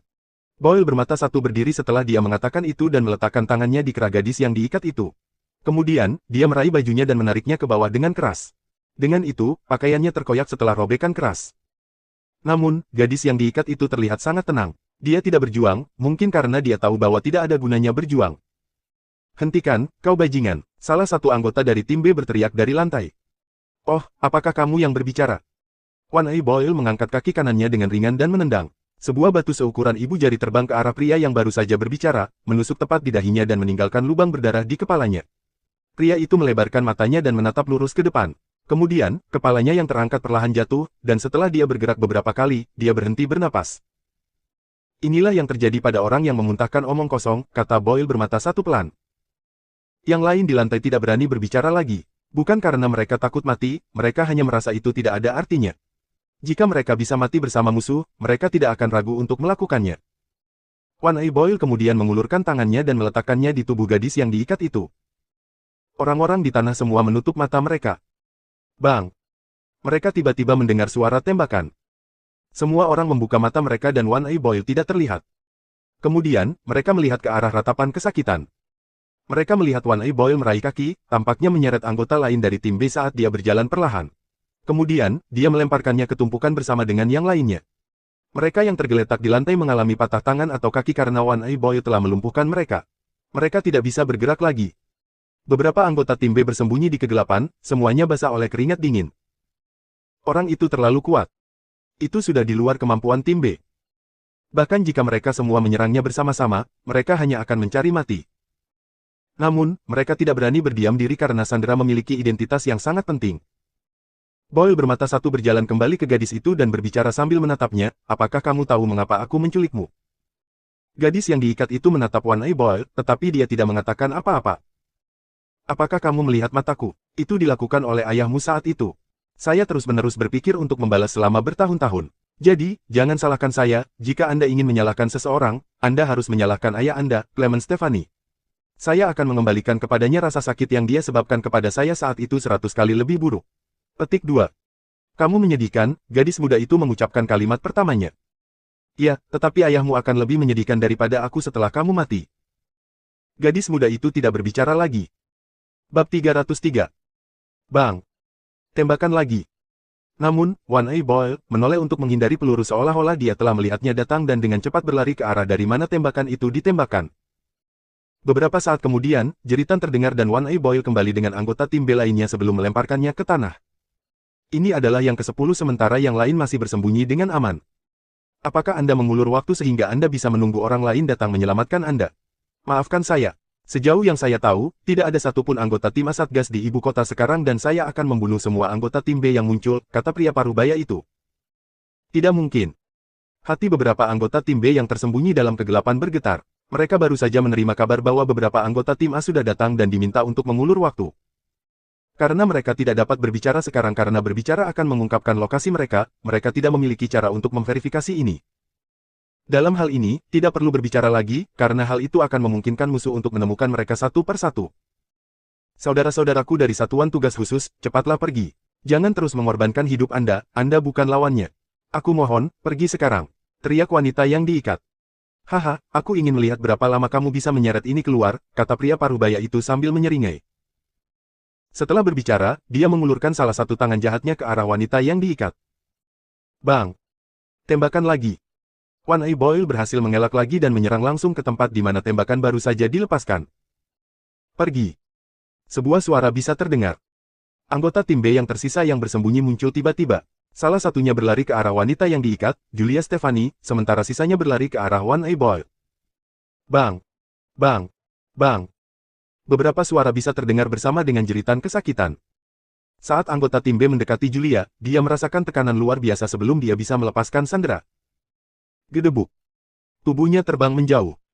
Kau ingin menyelamatkannya, itu tergantung pada apakah Anda memiliki kemampuan untuk melakukannya, kata Boyle bermata satu sambil berdiri di sebelah Julia. Pada titik ini, 16 orang dari 2 unit dari Satuan Tugas Khusus tim B dikalahkan. 1 tewas dan 15 luka parah. Boyle bermata satu sangat menakutkan. Kamu Julia, kan? Jangan khawatir. Ketika saya selesai, saya akan meninggalkan Anda sebagai mayat utuh. Aku ingin melihat ekspresi wajah ayahmu ketika dia melihatmu. Saya akan mengembalikan rasa sakit yang dia berikan kepada saya saat itu 100 kali lipat. Petik 2. Kamu tidak akan bisa meninggalkan Summerland. Ayahku dan kakekku tidak akan pernah memaafkanmu. Julia berkata sambil menutup matanya. Dia sepertinya bisa memprediksi apa yang akan terjadi padanya selanjutnya. Karena saya berani datang ke sini, berarti saya sudah punya rencana kabur. Mereka tidak dapat menahan saya saat itu dan mereka tidak akan menahan saya sekarang, kata Boyle bermata satu dengan arogan. Betulkah? Apakah menurut Anda tidak ada orang lain yang tersisa di Summerland atau menurut Anda tidak ada yang tersisa di tim A? Sebuah suara berbicara ke telinga One Eye Boyle. Siapa itu? Begitu One Eye Boyle selesai berbicara, tubuhnya tiba-tiba terlempar ke udara oleh kekuatan besar. Gedebuk. Tubuh One Eye Boyle terbanting ke dinding. Seteguk darah menyembur keluar dari mulutnya saat tubuhnya memantul dari dinding. Ketika dia berada lebih dari 10 cm dari dinding, tangan ramping dan pucat menekan dahinya dan kemudian membantingnya kembali ke dinding sebelum dia bisa bereaksi. Gedebuk. Suara keras bergema di seluruh lantai. Sebuah lubang sedalam 10 cm dibuat di dinding. Seteguk darah menyembur keluar dari mulutnya saat tubuhnya memantul dari dinding. Ketika dia berada lebih dari 10 cm dari dinding, tangan ramping dan pucat menekan dahinya dan kemudian membantingnya kembali ke dinding sebelum dia bisa bereaksi. Gedebuk. Suara keras bergema di seluruh lantai. Sebuah lubang sedalam 10 cm dibuat di dinding beton sementara kepala One Eye Boyle tertanam di dinding. Mata One Eye Boyle melotot dan dia menatap orang di depannya seolah mengingat orang itu selamanya. Tangan David di dahi One Eye Boyle meluncur ke bawah dengan lembut dan menutup mata One Eye Boyle. Pukulan tadi benar-benar menghancurkan tengkorak One Eye Boyle dan sekarang otaknya hanya genangan air. Dia benar-benar mati. Satu-satunya pikiran Boyle bermata satu sebelum dia meninggal adalah, bagaimana ibu kota masih memiliki tuan.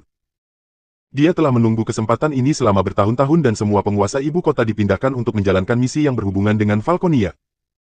Itu sebabnya dia berani menyelinap ke ibu kota untuk membalas dendam. Kalau tidak, dia tidak akan berani melakukan ini di ibu kota bahkan jika dia diberi semua keberanian di dunia. Bukankah dia akan mencari kematian jika dia melakukannya? Dia pikir dia telah memilih waktu yang tepat, tetapi dia tidak berharap untuk melarikan diri dari nasib terbunuh. David terdiam ketika dia melihat One Eye Boyle. Aku mengambilnya terlalu jauh. Kapten berkata aku harus menangkapnya hidup-hidup. Tapi aku tidak bisa menahan diri. Lebih dari 10 anggota tim B di lantai semua memandang David dengan kagum.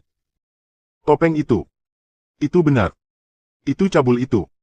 Itu adalah anggota tim A yang legendaris yang akan bergerak masuk dan keluar dengan kemampuan supernatural yang sulit dipahami.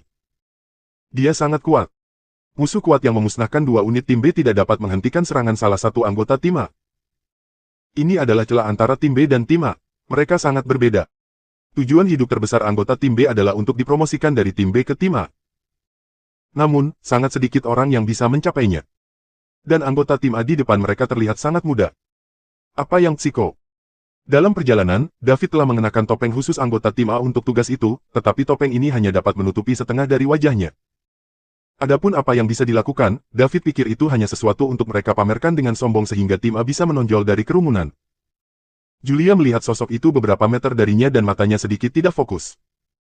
David berbalik dan melirik selusin atau lebih anggota tim B yang tergeletak di tanah dan wanita yang diikat ke pilar. Kemudian, dia berkata, "Kapten, misinya selesai.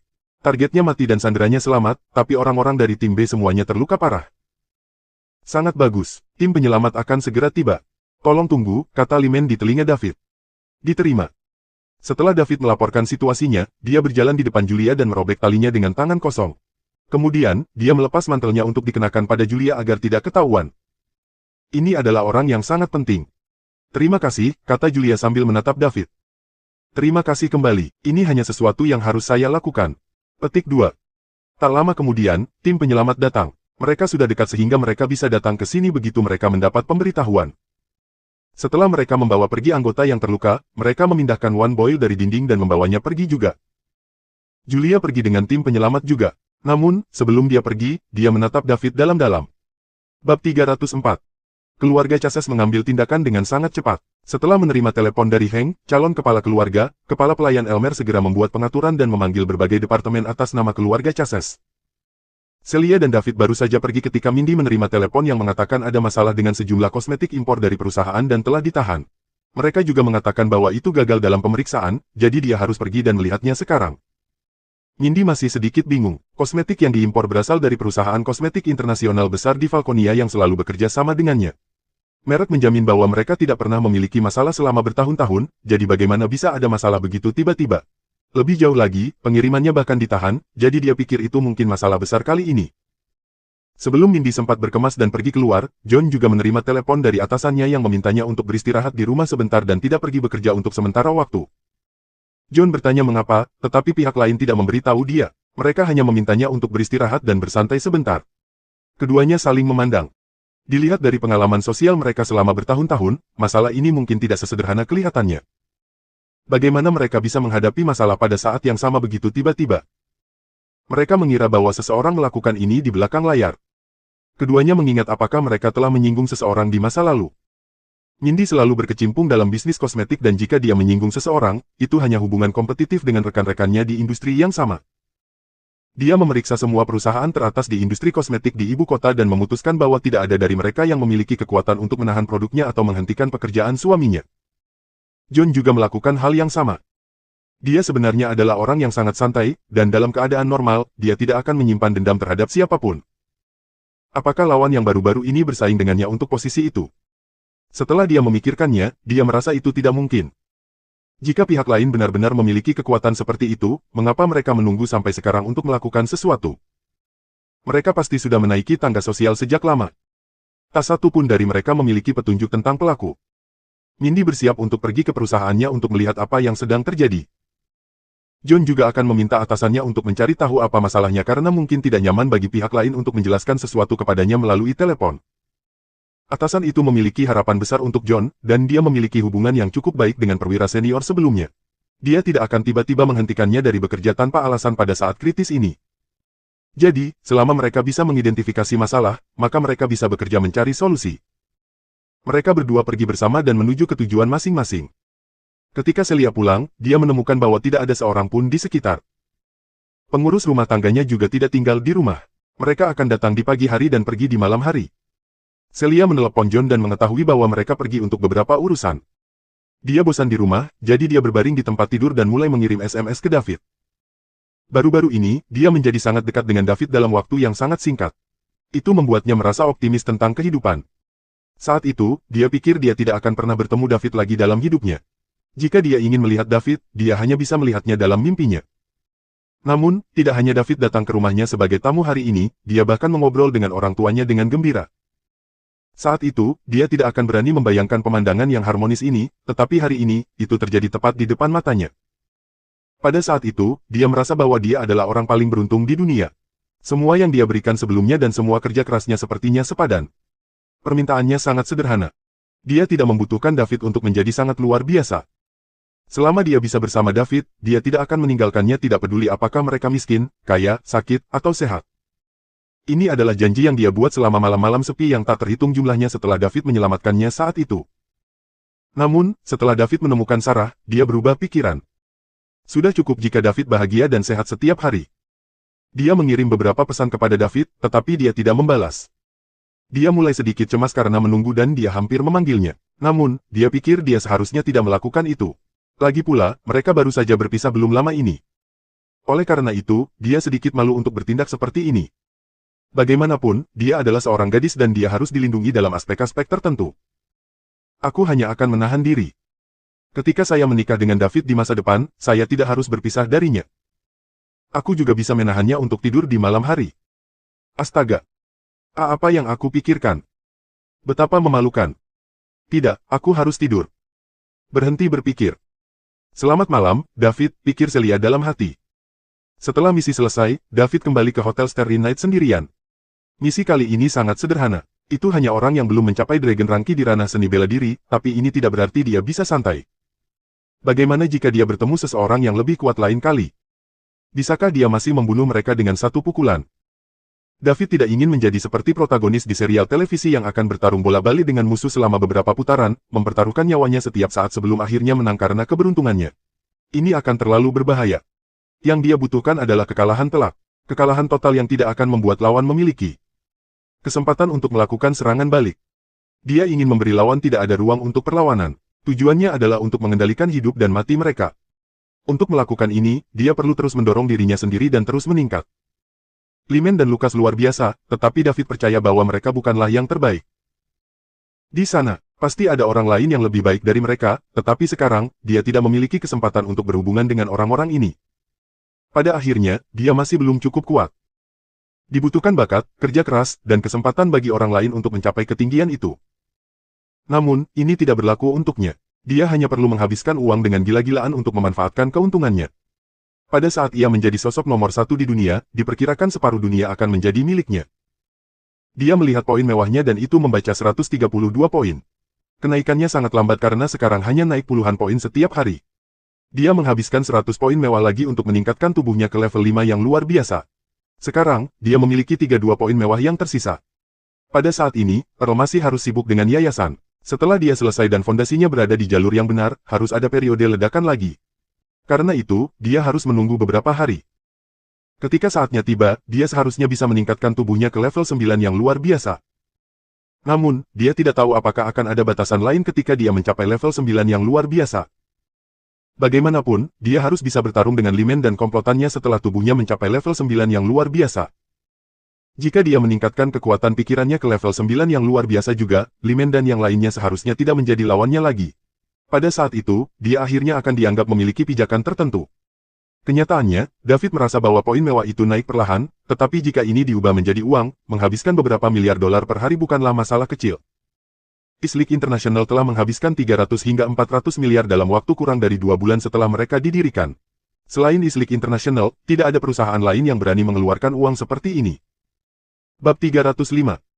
Setelah John meninggalkan rumah, dia pergi ke rumah keluarga di tempat kerjanya dan membunyikan bel pintu 2 kali setelah dia sampai di kediaman perwira seniornya, Warren Dickman.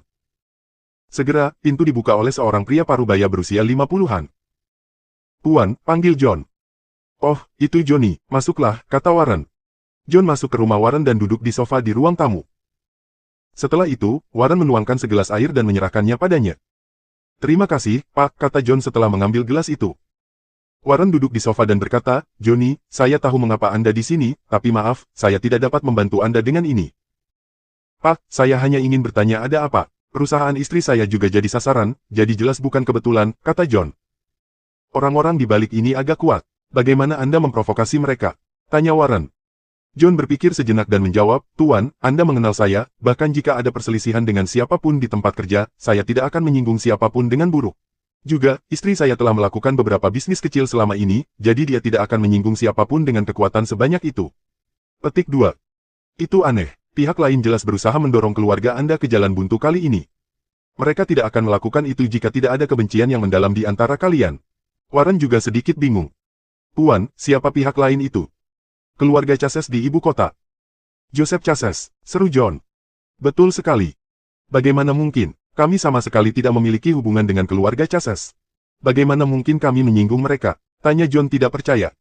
Saya tidak bisa menjawab pertanyaan ini untuk Anda, tetapi memang keluarga Chases yang mengambil tindakan. Hanya ada 2 orang dalam keluarga Chases yang dapat memobilisasi kekuatan sebesar itu. Salah satunya adalah Joseph dan yang lainnya adalah cucu tertuanya, Hank, yang juga merupakan kepala keluarga Chases berikutnya. Mungkin Anda menyinggung Hank, tetapi tidak bagi Joseph. Hank. Ya, kamu bisa mulai dengan dia untuk melihat apa sebenarnya masalahnya. Baiklah, aku mengerti. Terima kasih Pak. Tidak perlu berterima kasih padaku. Saya tidak dapat membantu Anda dengan masalah ini. Cepat dan temukan cara untuk menyelesaikannya sehingga Anda dapat kembali bekerja. Kami berada dalam masa kritis, dan di antara bawahan saya paling optimis tentang Anda, sementara Anda juga yang paling mampu menggantikan saya di posisi ini. Terima kasih Pak, saya pasti akan menangani ini dengan baik. Kalau begitu, aku akan kembali dulu. Pergi. John meninggalkan rumah Warren, masuk ke mobil, dan setelah memikirkannya, dia memutuskan untuk menelepon perwira senior lamanya dan mengajukan beberapa pertanyaan. Keluarga Chases lah yang memulai ini. Mereka adalah raksasa. Keluarga kecil seperti mereka tidak mampu menyinggung orang-orang itu.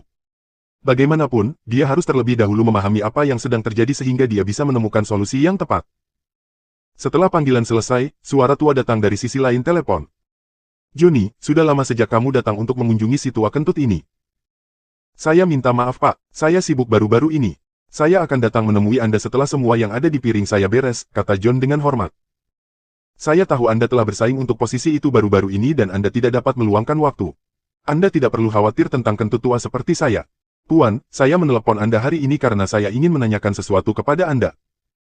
Saya tahu, apakah ini tentang keluarga Chases? Ya. Aku juga ingin tahu tentang bagaimana kamu memprovokasi keluarga Chases. Puan, saya sudah bersama Anda selama bertahun-tahun, jadi tidakkah Anda mengerti karakter saya? Bagaimana mungkin aku menyinggung keluarga Chases? Tetap saja, memang keluarga Chases yang melakukan ini dan mereka semakin kuat. Semua aspek telah diurus dan akan sangat sulit bagi Anda untuk keluar dari situasi ini. Puan, apakah keluarga Chases mengatakan sesuatu? John bertanya. Belum, mereka baru bertindak hari ini. Saya akan membantu Anda menanyakannya besok. Baiklah, terima kasih, Tuan. Kenapa kau begitu sopan padaku? Baiklah, Anda juga dapat menanyakan tentang faktor-faktor lain.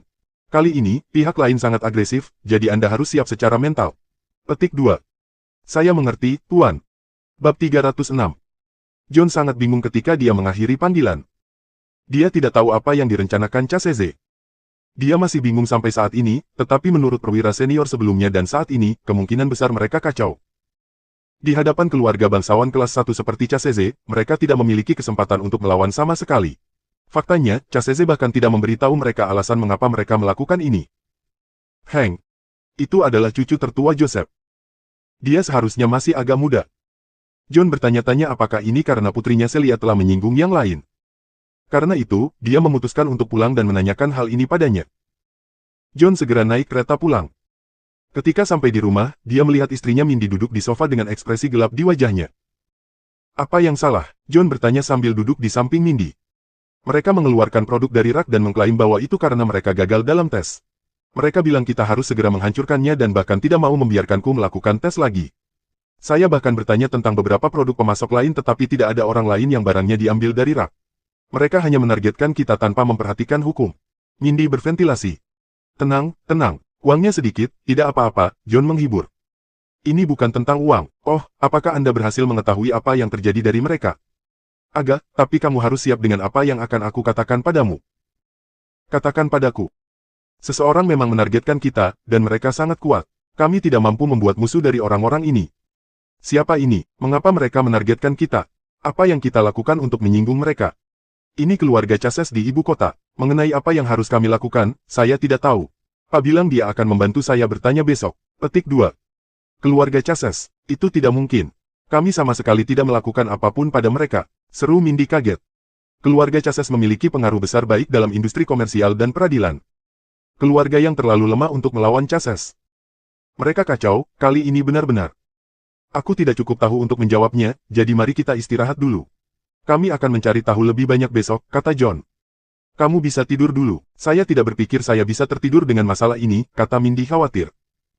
Duduk di sini sepanjang malam tidak akan mengubah apapun. Tidurlah, hanya dengan begitu kita akan memiliki energi untuk menghadapi semuanya. John, Menurut Anda mengapa keluarga Chases menargetkan kita? Kami bahkan tidak mengenal mereka, apalagi memiliki lingkaran yang sama. Kenapa mereka melakukan ini pada kita? John memikirkannya sebelum dia memberitahu Mindy tentang kecurigaannya. Tuan keluarga Chases, Joseph, memiliki seorang cucu bernama Hank. Meskipun cucu tertua, dia seusia Celia, jadi aku bertanya-tanya apakah dia secara tidak sengaja menyinggung perasaannya atau sesuatu. Petik 2. Kalau begitu kita harus pergi dan bertanya pada Celia sekarang. Mungkin dia tahu Hank Chases ini atau semacamnya. Mindy berkata sambil bangkit dari sofa untuk naik ke atas. Hanya untuk John yang menahannya. Kita bisa menanyakannya lagi besok. Celia sudah tidur, jadi tinggalkan saja dia untuk saat ini. Plus, ini hanya kecurigaan saya bisa saja salah. Petik 2. Mindy memikirkannya dan duduk kembali. Baik-baik saja maka, kami akan menanyakannya besok. Keduanya bersandar satu sama lain di sofa dan menunggu pagi datang. Sayang, apa yang akan kita lakukan jika kita kehilangan segalanya? Mindy bertanya, berbaring di depan John. Terus, jika itu terjadi, maka kita akan menemukan tempat pedesaan dan membangun rumah sederhana dan hidup sederhana. Atau kita bisa kembali ke kota Su bersama David. Apakah menurutmu Chaseze akan meninggalkan kita bertiga sendirian? Jangan khawatir, selama kita tidak meminta apa-apa, mereka tidak akan berani melakukan apapun terhadap kita, jawab John. Setelah tinggal begitu lama di ibu kota, John memiliki kepercayaan diri untuk membuat pernyataan seperti itu. Keluarga Chases mungkin kuat, tapi mereka bukan hukum. Ada juga keluarga yang jauh lebih kuat daripada Chaseze di ibu kota. Bab 307. Hari berikutnya adalah akhir pekan. Celia awalnya berencana untuk tidur, tetapi dia dibangunkan oleh Mindy pagi-pagi sekali. Mama, apa yang salah? Tidak bisakah kamu membiarkanku tidur lebih lama di akhir pekan? Celia bertanya dengan muram. Bangun, Celia, ada sesuatu yang perlu aku tanyakan padamu. Kata Mindy mendesak. Ada apa, Bu? Tidak bisakah itu menunggu sampai aku bangun lagi nanti? Petik 2. Tidak, bangun sekarang juga. Sesaat kemudian, Mindy menarik selimut Celia. Dia telah menunggu sepanjang malam untuk menginterogasi Celia. Jika bukan karena John, dia akan datang dan menanyakan pertanyaannya pada malam sebelumnya. Turun sana, ayahmu dan aku menunggumu di bawah. Kata Mindy sebelum dia pergi. Dengan selimut terbuka, Celia tidak punya pilihan selain merangkak dari tempat tidur dengan mengantuk. Setelah perlahan-lahan mandi, dia turun dan melihat orang tuanya duduk di sofa. Tak satu pun dari mereka yang tidur tadi malam, hanya tidur sebentar ketika hampir fajar. Keduanya tampak jauh dari istirahat yang cukup, seolah-olah sesuatu yang besar telah terjadi. Ibu, ayah, apa yang terjadi? Kenapa kau membangunkanku pagi-pagi sekali hari ini? Celia duduk di sofa dan bertanya. Celia, aku ingin menanyakan sesuatu padamu. Apakah Anda mengenal seseorang bernama Hank Chases? John bertanya. Hank Chases, tidak pernah mendengarnya, tidak mengenalnya, jawab Celia setelah berpikir. Apa kamu yakin? Aku benar-benar tidak mengenalnya, tapi ada mahasiswa di Greenwood bernama Hanley Chases. Mereka memiliki nama keluarga yang sama tetapi saya tidak tahu apakah mereka terkait, jawab Celia. Hanley Chases. Hank Chases. Dada John dan Mindy menegang ketika mereka mendengar nama itu. Mereka memiliki firasat bahwa kedua pria itu terkait. Bisakah Anda memberitahu kami lebih banyak tentang Hanley Chases ini? Dia hanya seorang siswa laki-laki yang telah mengejarku selama beberapa tahun, tapi aku tidak pernah setuju untuk menjadi pacarnya. Saya tidak banyak berbicara dengannya, dan saya tidak tahu banyak tentang dia, jawab Celia. Mengejarmu selama beberapa tahun, bagaimana prestasinya di sekolah? Apa kau tahu sesuatu tentang keluarganya? Dia bukan murid yang buruk. Saya mendengar bahwa siswa lain di Greenwood memanggilnya salah satu dari Fantastic Four atau sesuatu, jadi keluarganya pasti cukup kuat, saya kira. Mengapa, ayah? Mengapa bertanya tentang dia begitu tiba-tiba? Petik 2. John dan Mindy berbagi pandangan. Tidak apa, jangan khawatir tentang itu, kembali tidur. Ibumu dan aku punya sesuatu untuk dibicarakan, kata John. Aku akan naik, kalau begitu. Jangan datang dan menggangguku, biarkan aku tidur. Ya, silakan. Celia kembali ke atas. John, saya merasa Hanley ini mungkin terlibat dalam hal ini, kata Mindy. Tidak mungkin, saya yakin dia begitu. Ada kemungkinan Hanley adalah alias yang digunakan Hank, baik itu atau keduanya bersaudara. Hanley telah mengejar Celia selama bertahun-tahun, namun tidak ada yang terjadi. Jika dia hanya menargetkan kita sekarang, maka itu mungkin karena dia melihat Celia menjemput David dari sekolah kemarin. Cinta bisa berubah menjadi benci dengan sangat mudah, dan dia mungkin akan membalas dendam pada Celia dan David, John menyimpulkan. Setelah bekerja bertahun-tahun di antara para pejabat, John tidak dapat mempertahankan pekerjaannya jika dia tidak dapat membuat analisis yang begitu sederhana. Ya, itu pasti itu. Jadi semua ini salah David. Jangan katakan itu, ini tidak ada hubungannya dengan David. Jika ada, itu salah putri kami karena begitu luar biasa, John terkekeh masam. Meski mengetahui alasannya sekarang, John masih tidak punya solusi untuk kebencian yang berasal dari cinta tak berbalas dan kecemburuan. Ini kecuali John memutuskan untuk memisahkan putrinya dan David, lalu mengatur agar putrinya dan Hanley bersama. Sayangnya, dia tidak memiliki keinginan untuk melakukan hal seperti itu. Namun, tidak ada solusi lain untuk masalah ini.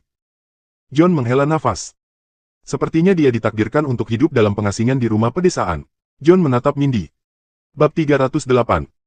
Hanya untuk melihat ekspresi yang bertentangan di wajahnya. Ternyata, Mindy sudah menemukan kunci masalahnya. Itu adalah pilihan untuk mengorbankan salah satu dari keduanya, kebahagiaan putri mereka atau kemewahan yang mereka nikmati saat ini. Tidak ada pilihan ketiga. Apa yang harus kita lakukan sekarang, John? Tanya Mindy. Apa lagi yang bisa kita lakukan? Kami memiliki dua pilihan, apakah kami mengorbankan kebahagiaan putri kami untuk semua yang kami miliki sekarang, atau kami menyerahkan segalanya dan meninggalkan ibu kota ke kota Su di Provinsi Sungai Selatan bersama putri kami dan David. Ini adalah pilihan antara potensi menuai keuntungan sebagai mertua keluarga Chases, yang berarti bisnis yang lebih baik untuk Anda dan lebih banyak promosi untuk saya, atau kehidupan biasa di county ini. Mindy tidak tahu bagaimana menjawab untuk sesaat. Jika dia memberitahu putrinya untuk meninggalkan David dan bersama orang Hanley itu, dia tahu ada kemungkinan putrinya akan menuruti tetapi juga tidak pernah memaafkan Mindy karena menyarankan hal seperti itu. Mindy hanya memiliki satu anak perempuan dan dia enggan melakukan ini padanya. Namun, dia juga enggan untuk menyerahkan semua yang dia miliki saat ini, karena dia telah bekerja keras selama lebih dari setengah hidupnya untuk sampai ke tempatnya sekarang. Dia tidak tahu apa yang harus dilakukan dan pilihan apa yang harus diambil. Bagaimana kalau kita bertanya pada Celia apa yang dia pikirkan? Kalau begitu, saran John.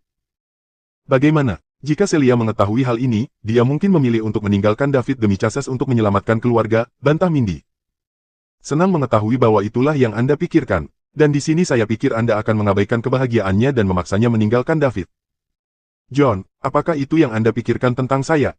Ya, saya mungkin menyukai ketenaran dan kekayaan, tetapi saya lebih mencintai putri saya. Mindy berteriak pada John. Baiklah, maaf, aku hanya mencoba mengingatkanmu, John cepat-cepat meminta maaf. Seolah-olah aku membutuhkanmu untuk mengingatkanku akan hal itu. Baiklah, panggil Celia, aku akan bertanya padanya apa yang dia pikirkan.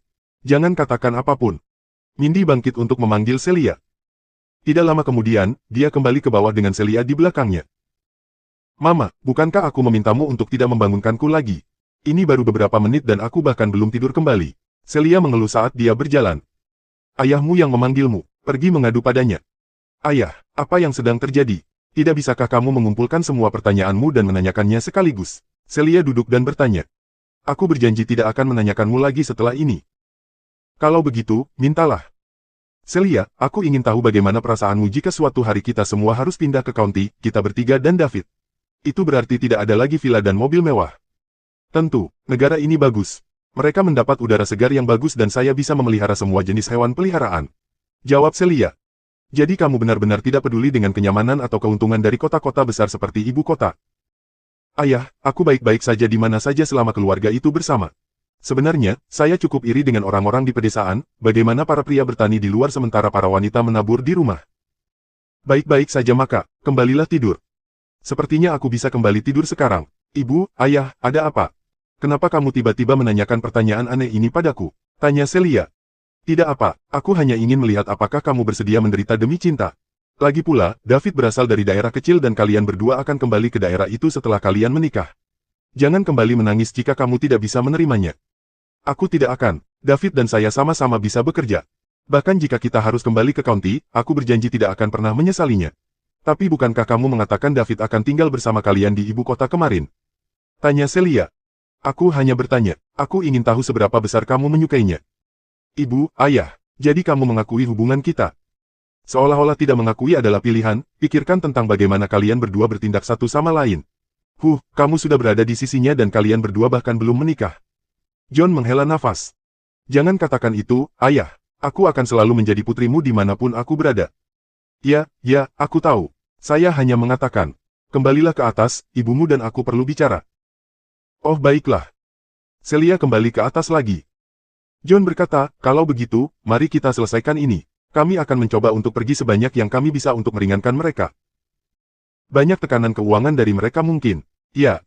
Sama enggannya dengan Mindy, dia tidak punya pilihan lain selain melakukan apa yang dikatakan John. Bab 309. Pada hari Sabtu, David akhirnya melihat pesan yang dikirim Celia padanya malam sebelumnya.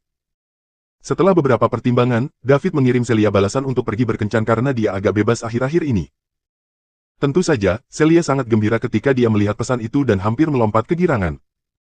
Setelah menanyakan pertanyaan-pertanyaan itu kepada Celia pagi itu, John dan Mindy dengan cepat meninggalkan rumah. Dengan itu, pasangan muda itu sepakat untuk bertemu di taman hutan terbesar di ibu kota. Kemudian, Celia membawa David berkeliling untuk bermain. Matahari terik tapi itu sama sekali tidak menghalangi langkah Celia yang teguh saat dia berjalan di sekitar taman berulang kali dengan David.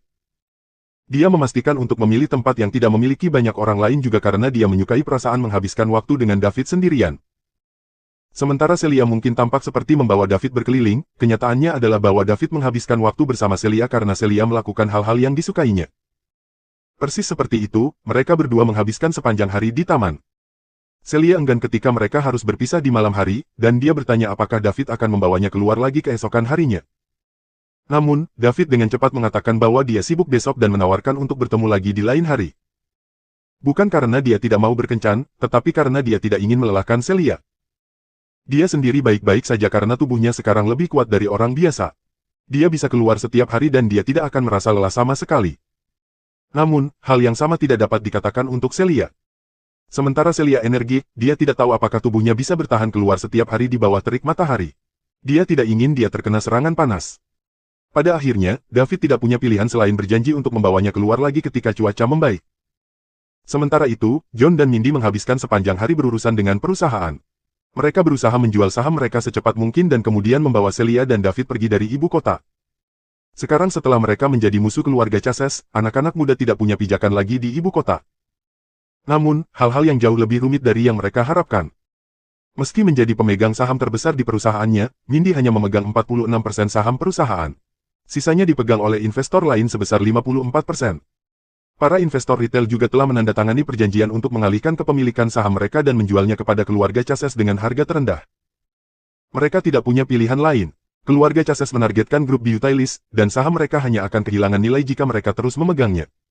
Selain itu, mempertahankan bagian mereka juga akan membuat mereka menjadi musuh keluarga Chases. Dengan kata lain, ini berarti bahwa keluarga Chases saat ini memiliki lebih banyak saham daripada Mindy, dan sekarang menjadi pemegang saham terbesar di Beautylist Group. Mindy tidak memiliki siapapun untuk menjual sahamnya karena tidak ada yang berani membeli darinya. Tidak ada gunanya mempertahankan saham itu, karena berbagai produk dari Beautylist Group saat ini sedang diburu. Mereka tidak hanya gagal dalam tes, tetapi sejumlah besar pengguna produk juga datang untuk meminta kompensasi dan menuntut grup, mengklaim bahwa produk Beautylist Group telah menyebabkan berbagai penyakit. Ini semua karena pengaruh keluarga Chases. Dalam sekejap mata, Mindy's Beautylist Group, yang telah ia perjuangkan mati-matian untuk didirikan selama lebih dari separuh hidupnya kini menghadapi kebangkrutan. Mindy dan suaminya tidak bisa berbuat apa-apa. Mereka tidak menyangka keluarga Chases bergerak begitu cepat dan kejam. Mereka tidak hanya tidak bisa mendapatkan kembali $1 dari saham mereka, tetapi mereka juga dihadapkan pada risiko jatuh ke dalam hutang yang sangat besar. Dalam sehari, sebuah perusahaan bernilai miliaran dolar hampir bangkrut, akhirnya terpaksa menutup ratusan cabang. Bab 310. Karyawan meminta bayaran mereka dan pengguna produk menuntut dan mencari kompensasi. Ini adalah kekuatan mengerikan dari keluarga kelas 1 di ibu kota. Kantor ketua, kantor pusat Beautylist Group. Meski sudah malam, Mindy dan suaminya belum juga pergi. Setelah seharian bekerja keras, bukan saja mereka tidak berhasil menghasilkan $1 pun dari penjualan saham mereka, tetapi mereka sekarang juga terlilit hutang yang sangat besar. Keduanya merasa putus asa tentang masa depan. Keinginan awal mereka untuk meringankan beban keuangan Celia di masa depan tidak mungkin lagi. Bukan hanya itu, tetapi mereka berada di bawah tekanan keuangan yang lebih besar sekarang. Kerugian yang harus ditanggung oleh berbagai klien, kompensasi untuk pengguna produk, dan upah yang harus dibayarkan kepada karyawan semuanya jauh melebihi dana yang ada di Beautylist Group. Bahkan dengan mengajukan kebangkrutan atau menjual gedung kantor mereka tidak dapat membayar kembali semua orang. Pada akhir semua ini, 46% saham di tangan Mindy akan menjadi beban keuangan yang sangat besar. Apa yang harus kita lakukan, John? Mindy bertanya, merasa bersalah. Dia masih ketua perusahaan bernilai miliaran dolar, dan sekarang dia telah menjadi wanita miskin dengan hutang yang sangat besar. Ini adalah pukulan keras bagi seseorang seperti Mindy yang menghargai cara orang berpikir tentang dia. Satu-satunya harapannya sekarang adalah suaminya memiliki rencana yang baik. Dia baik-baik saja dengan tidak memiliki uang, tetapi dia tidak ingin berada dalam hutang yang begitu besar. Dia tidak bisa membayangkan kehidupan yang harus dia jalani dengan berhutang begitu banyak pada orang lain. John juga tidak tahu bagaimana membalas istrinya karena dia tidak punya jalan keluar dari ini. Keluarga Chases memiliki pengaruh yang dalam baik di industri peradilan maupun bisnis, mereka bukanlah sosok yang bisa dilawan oleh kaum muda. Perwira senior tua itu juga meneleponnya hari ini dan menyuruhnya bersiap karena keluarga Cases tampak agresif dan tidak akan mundur begitu saja. Tenang dulu, keluarga Cases akan mencari kami karena mereka membeli 54% saham di Utilis Group. Mereka tidak perlu membeli saham ini jika tujuan mereka adalah untuk mengakhiri kita. Mari kita tunggu dan lihat apa yang mereka katakan dulu, John menghibur. Tepat ketika keduanya bingung harus berbuat apa, pintu kantor didorong terbuka dari luar. Memasuki ruangan adalah seorang pria muda berusia 20-an, Elmer, kepala pelayan keluarga Cases, dan manajer umum grup Utilis. Halo, Tuan dan Nyonya Yang. Saya Hanley, pemuda itu memperkenalkan dirinya. Kamu Hanley, Anda adalah orang di balik semua ini. Kami tidak melakukan apapun padamu, mengapa kamu melakukan ini pada kami? Mindy bangkit dan bertanya dengan gelisah. Tenang dulu, Bu Yang. Saya datang ke sini hari ini untuk memperjelas pendirian saya. Mengenai apa yang terjadi selanjutnya, itu akan tergantung pada keputusan Anda, kata Hanley. Silakan, kalau begitu, kata John dengan muram. Hanley perlahan memulai, Celia dan aku menjadi teman sekolah 3 tahun lalu. Saya selalu menyukainya dan saya tidak pernah berpikir untuk berhenti mengejarnya, bahkan ketika dia menolak saya berkali-kali. Saya tidak pernah menggunakan nama keluarga Cases untuk memaksanya karena saya benar-benar percaya bahwa dia akan tergerak oleh perasaan saya yang tulus. Tapi aku salah. Belum lama ini, foto-foto Celia dan pria lain mulai menyebar di forum Greenwood University. Pria itu adalah David Liddell, mahasiswa pertukaran dari universitas lain. Saya yakin Anda juga pernah bertemu dengannya, Tuan dan Nyonya Yang. Awalnya aku menolak untuk mempercayai apapun, tetapi aku tidak punya pilihan lain selain mempercayai desas-desus ketika aku melihat Celia pergi ke sekolah dan menjemput David kemarin. Saya tidak dapat menerima kenyataan bahwa gadis yang saya cintai selama 3 tahun terakhir sekarang milik pria lain. Itu sebabnya saya merencanakan semua ini menggunakan nama keluarga Cases, dan saya harap Anda dapat memahami dari mana saya berasal, Tuan dan Nyonya Yang. Ada 2 pilihan untuk Anda. Opsi 1, kamu membuat Celia meninggalkan David untukku. Saya tidak hanya dapat menghidupkan kembali grup Utilis, tetapi saya juga dapat memberi Anda 54% saham yang saya miliki kembali kepada Anda secara gratis. Dengan ini, pangsa pasar Utilis Group akan berlipat ganda dengan sangat cepat, dan yang akan dapat mencapai tingkat yang lebih tinggi dalam karirnya. Opsi 2, kamu terus mendukung mereka berdua. Jika itu masalahnya, maka saya khawatir Anda tidak hanya akan kehilangan semua yang Anda miliki, tetapi Anda juga akan memiliki terlalu banyak hutang dan karir Anda akan berakhir. Saya yakin Anda akan membuat keputusan yang benar, kan, Tuan dan Nyonya Yang. Bersambung.